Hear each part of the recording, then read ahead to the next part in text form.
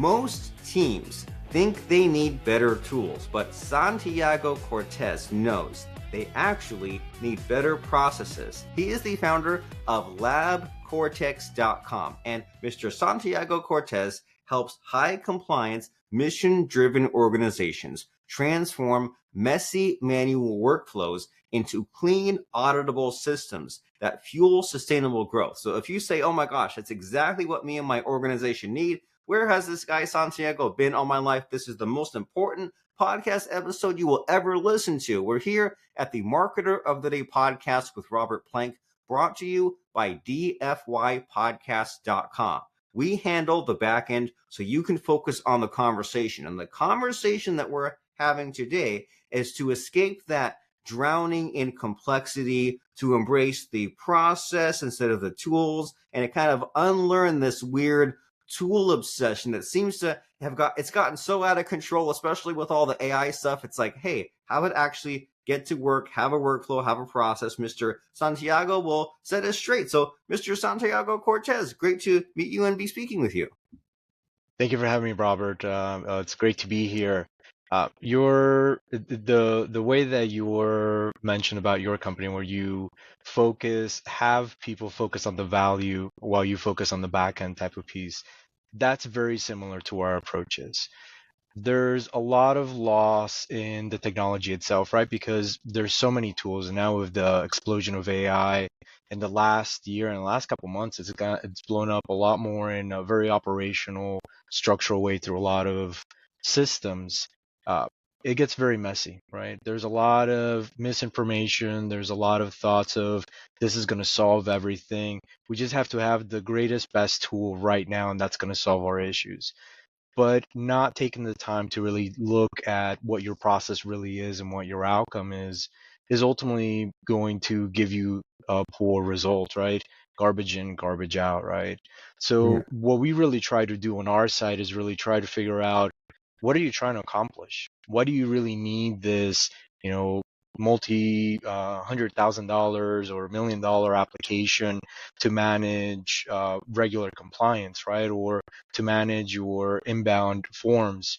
What's the real requirement there? And how is the people in that process actually working? Because even if you're in the same industry, in the same type of line of business, if you're a different organization, you're most likely doing it different. Everybody has their own special sauce and special way that they approach things. So we really focus on understanding why you're doing it this way, what your real outcome is. And that way we can really figure out whether or not you need new tools, or you need to organize the tools you have in a way that aligns with what you're trying to accomplish. Ooh, very nice. And it seems like it's kind of just simplicity, isn't it? Just getting this mess drill down to the bare essence. So you're saying, well, what's the why? What's the goal? What are the people doing? And then what tools are they using? And then do those tools need to be replaced or used better? And to give us an idea of who you help, like what's the criteria for a client of yours? Like what's the kind of the size in the industry? Most of the organizations that we work with are in regulated spaces, life sciences, biotech, finance, and there's a very real need for compliance right up front. I would say we could realistically help any organization that's looking to provide clarity to what their work is and ensure that they're moving in the right direction. But most of the work that we do is mainly in heavily compliance, regulatory industries. What we try to accomplish in those pieces is the same thing as you mentioned, just simplicity, right? Back to the tool piece, everybody wants to just get this brand new tool that's going to solve everything, but it never does, because you're never taking the time for that. So it's really just taking those small steps, just asking why, moving forward. And that's a mindset that I think it's so tough for me to get into, and I can't be alone. Just this idea of, well, I need to embrace the boring and figure out like what's not working, what is working, and not necessarily go to what is fun, but go to like what the process is and what those goals are. Like you think of, like, I come from a little bit of a software background, and there's so much in software of like getting buy-in, and then but there's also of the playing around. Like remember when like browsers came out with like the blink tag or the marquee tag where like text could like bounce Hmm. back and forth, and it's like, you know what all that Yeah. stuff was? It was whoever was working at Netscape or Microsoft just like saying, hey, instead of fixing some bugs or making it work better, I'm going to go and do something that's kind of like fun and like, you know, tickles my imagination. And so do you come across any of that kind of pushback when you help some organization? You say, hey, like things need to be kind of done with better rules. Is there like the boredom or the like the emotion human aspect get in the way? Yeah, there's there's always the need of be compliant versus the need to move really fast and wanting to look really, spectacular in the process, right? But part of what we do is really just making that boring become more appealing, right? Because how boring is it that you have to work 5 extra hours a day because your system doesn't work properly? Or that you have to stay on a call with multiple departments to fix issues on a regular basis, or that you have to miss someone's birthday or something like that just because you have to spend extra time, right? So if you take that out of it, right, we're looking to say, hey, we're trying to give you as much time back so you can spend time where it's valuable, both at the organizational level, which ultimately is going to speed and accelerate the growth of that organization, but then ultimately that comes back to you personally as well, right? So thinking of it in that sense that, yeah, it's not incredibly exciting to read through 190 pages worth of compliance documents, but at the end of that, we have a really cool process and product set up where this is going to make your life better, right? So I think there's definitely pushing that, like where I want the coolest, latest tool to give me all the marquee signs that there could be, but I also want to be practical at a certain point, right? You want to Yeah. just ensure that this is scalable and sustainable, and it could be fun work, right? That collaboration, that communication, identifying, hey, these are actual issues that we're seeing across all of our departments, or oh, this person had another perspective that we were trying to change this. So through that creation and discovery process, there could be a lot of exciting things taking place. It sounds like it, like that there's a better way. And so you talk about this like creation and discovery process. Can you tell us just like what this is like when you jump in with some organization? Do you have a fun like case study, success story just to share with us to, know how the sausage is made, so to speak? Sure. So, I mean, I can speak in general terms of how we go about helping organizations. So, as I mentioned, we are process first. So, unlike other organizations in our space, they really want to sell the tool. We're looking to see how you're doing it. So, we sit down with you. We take a look at what your day-to-day looks like. What are you actually saying? And the differences between the compliance and what you do on a regular basis, right? You may have a humongous document that says we do X, Y, and Z, but when you come down and actually look at the process, it's one, two, and three, right? That happens very often, and there's always a misalignment there. So we start with identifying that. We try to map out big wins up front. What's a good return on investment based on this? And then based on that, we can try to see if the tools that you have are already in good shape, you have the good infrastructure to manage this, or we need to switch you into something else. We do a lot of development in the Microsoft Power Platform, which is a low code, easy for the organization itself to manage the information afterwards or create modifications. And then from there, we work into establishing training material, ensuring the team is up to date, that we're ensuring that they're adopting the process long term. So we provide a lot of back end support at the end of any project that we do. Most of the time, it's multi-year engagements where we're in helping you keep moving forward. Okay, so maybe when you jump in, the instructions are not fully being followed, and so you kind of like break things down and build it back up, and then you make sure it gets implemented and make sure it sticks. And it sounds good in theory, but I can only imagine the ways that this might go wrong, right? As the human factor is a part of it. So like when Mhm. you are implementing this multi-year process and getting things performed in a better way, like what have you seen as far as where there is just uh, the same problems happening, or where do the screw ups occur? It happens. There's a lot of similarities in many organizations, and it really comes down to the people, right? I find that I'm more of a kind of psychologist of the process than a tech consulting company in that sense, right? Because you'll get to the situations where someone says, well, "Okay, well, why do you do this?" Oh, I don't know. We just always done it that way. And that says to me a couple pieces, right? Either they're just so swamped with work that they don't have the capacity to get beyond that, right? Or that management really doesn't allow for those type of communications or that type of collaboration. It's really important on a regular basis. What I see is that always sometimes there's a small disconnect, sometimes a much larger disconnect. But there's always a disconnect between the management team and the actual production team, right? You really have to take the time to ask why we're doing this and embed that thought process into the team regularly, right? But then you have to have a feedback loop on that, because you can't have teams every day just say, hey, I need to switch this, or this is wrong, this is wrong, this is wrong, right? You have to come with constructive options through this process. So the thing I see the most is there's lack of communication within the organization, right?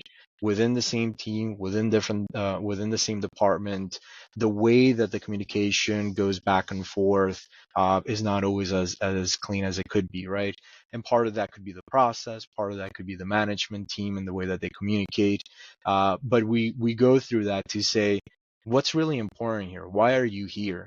Well, we're trying to build X product, right? Okay, so what do we really need to do that? Well, we don't need any of this, or we need more of this, right? And when you have those conversations, one, the team gets aligned, right? And so that's epically important to ensuring that the goal gets met. But it also helps identify a lot of items where there were issues before. So at the essence of it, right, ensuring that there's a better communication within the team. That's, I would say, where most of the failures come from. Wonderful. So better communication as far as why are we doing this, and maybe if we're doing it in an awkward way and we're fudging it and it's broken, it's not great. Is there a better way? And then that other communication to the other departments, so that way you have the feedback loop, right, between the management and the production. And there's, like, you always hear all these silly cliches and stories about things like, well, there's some ticketing system, and like they didn't use the ticketing system because they didn't want to look bad as far as fixing the software bugs. So you hear about like some grocery store where the customers have to like double up on the grocery bags because the management just like doesn't know how it actually works on boots on the ground, where if you only use one grocery bag, it breaks, so you need two. So it's like Yeah. all these little problems, this death by a thousand cuts, that could be fixed if there was just like people talking to each other. And so it's quite a fascinating like science and method that you have. And you have this thing called operations as a service, I understand. So can you tell us what that is? Sure. So, we have a lot of it going into like, software as a service and kind of falling into that realm where the way that we approach this is we don't sell tools. That's not the goal here. We are looking to partner with you to ensure your success long term. And that takes a long-term commitment from both our sides, right? So what we're really trying to accomplish here is we say we will be your partner. We're going to be your embedded team. We're going to be an extension of your team to help you through this process. So our operations as a service model is we are embedded with your organization in a long term to help address any operational and technology needs that align with that kind of process. And it's everything that we've been talking about, right? We look at your process, we look at all the variables associated with it, and then we look to see how we can make this most effective and efficient, organizing it based on the goals of the organization, right? Whatever their priorities are is really what our priorities become at that point. But those are generally longer engagements. That's how we organize those. We also do work at the project Well, level and such, but you were saying? oh no, I was just it's I get excited like hearing about this from you, right? It's like infectious. It's like you take something when you're talking about like processes, workflows, tools, and goals and metrics. Like it sounds boring, but then someone like you I talk to, and it's like, hey, it can be fun, it can be exciting. So it's like listening to you. I feel like it's like a matter of you take your excitement where you can get it, right? Like say you got offered like $1 million a year to dig a ditch. And you'd be like, well, I don't want to dig a ditch. Yeah, but if you had $1 million, you could take your family on a cruise around the world. Wouldn't you say like, hey, well, I'm not getting the enjoyment from the present drudgery of digging a ditch, but I like what it will accomplish. And it seems like some of these things like fixing up the systems and like, getting the workflow figured out, like it's kind of, it sucks in the present moment, but then what Yeah. it will give you after the transformation occurs, that seems like that's what we should be shooting for, right? The excitement, the encouragement of what the rosier future will be. Absolutely. That outcome really, keeping aligned with that goal really makes a big difference, right? Because you're going to get lost on that journey the moment you're like, man, I have to review all of these documents, right? Or we have to go through all of this information to figure out how do we do next. It's not the most exciting type of work in that sense, right? But people forget that hard work is what ultimately is going to get you there, right? So it's not glamorous, but it's going to get you to where you need to be. And in the sense of like it's not glamorous. I never thought operations was going to be my thing. I didn't wake up, 5, 6 years old and say, I'm going to be an operations and technology leader that helps people make their processes better. But now at this point in my life, I really enjoy it, and I see that there's tangible benefit to the organizations and the people within the organizations that we provide on a regular basis. Just ensuring that there's no obstacles in their way, that we're fixing these pieces, right? So at a high level, not the most glamorous thing, but it's a very fulfilling work, and I really enjoy helping these organizations do that work.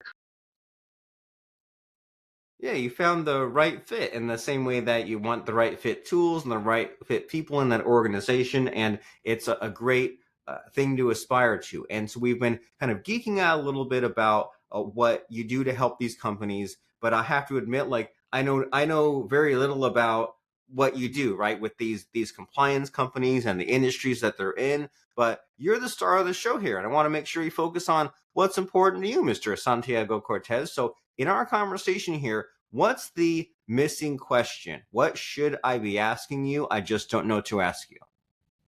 I think you've asked around it many times, right? Like, how do we help organizations be better, right? And really, at the core of it is start with the small, start with the boring things, right?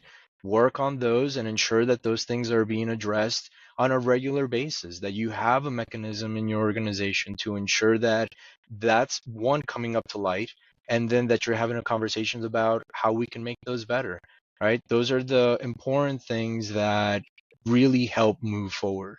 That's important in business in general, but also in life in general, right?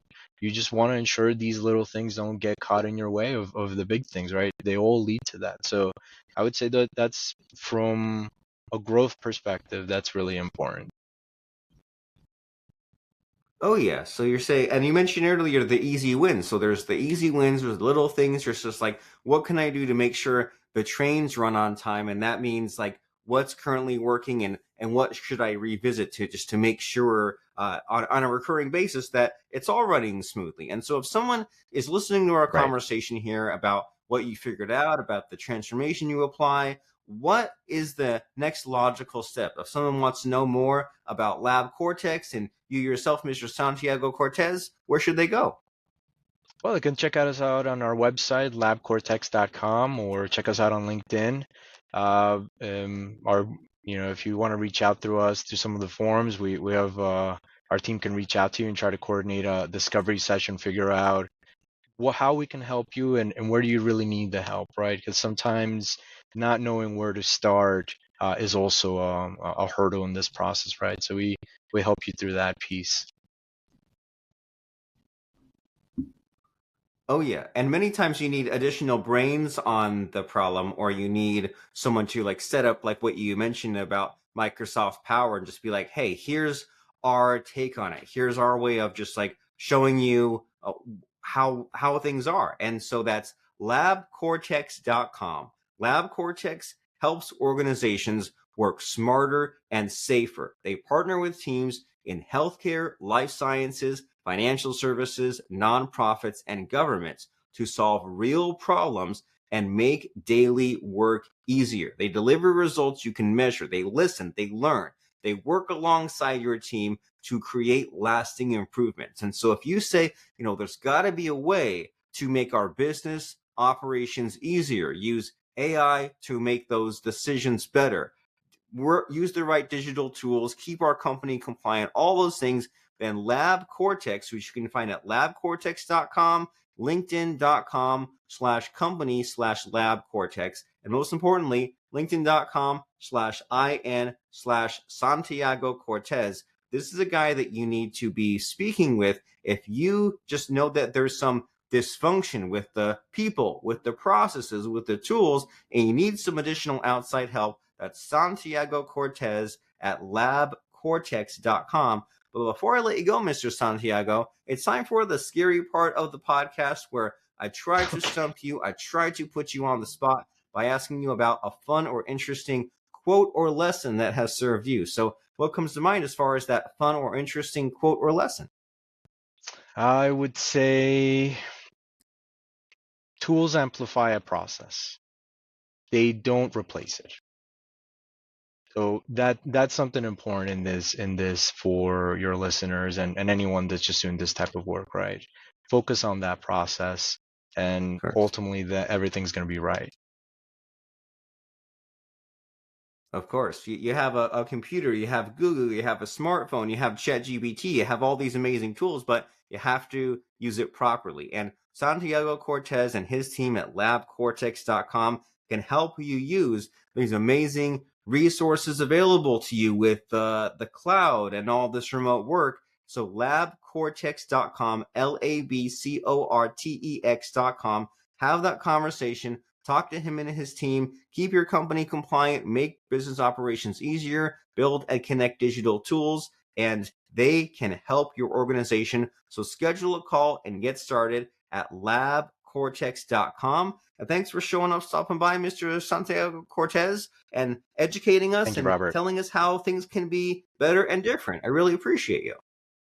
I appreciate the time. Thank you for taking the time with us.